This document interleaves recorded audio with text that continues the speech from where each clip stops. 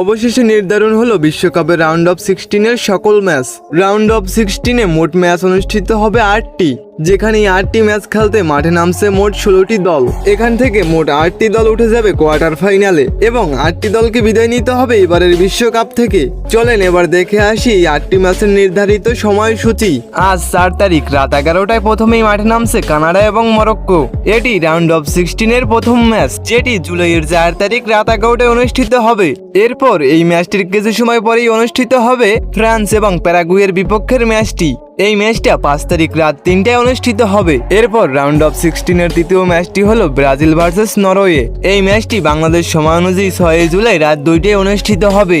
এরপর round of 16-এর চতুর্থ ম্যাচটি অনুষ্ঠিত হতে যাবে ইংল্যান্ড ভার্সেস মেক্সিকো। ম্যাচটি আগামী 6 জুলাই বাংলাদেশ সময় অনুযায়ী সকাল 11টায় অনুষ্ঠিত হতে যাবে। অর্থাৎ এই ম্যাচটি শুরু হতে যাবে ব্রাজিল ভার্সেস নরওয়ে ম্যাচটির কিছু সময় পরে।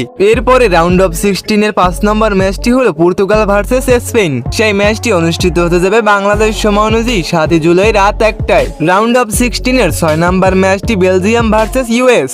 বাংলাদেশ সময়সূচি অনুযায়ী ম্যাচটি অনুষ্ঠিত হবে 7 জুলাই সকাল 6টায়। এরপর রাউন্ড অফ 16-এর 7 নম্বর ম্যাচটি হলো আর্জেন্টিনা ভার্সেস মিশর। দর্শক, রাউন্ড অফ 16-এ আর্জেন্টিনার প্রতিপক্ষ মিশর। এই ম্যাচটি বাংলাদেশ সময় অনুযায়ী শুরু হবে 7 জুলাই রাত 10টা থেকে।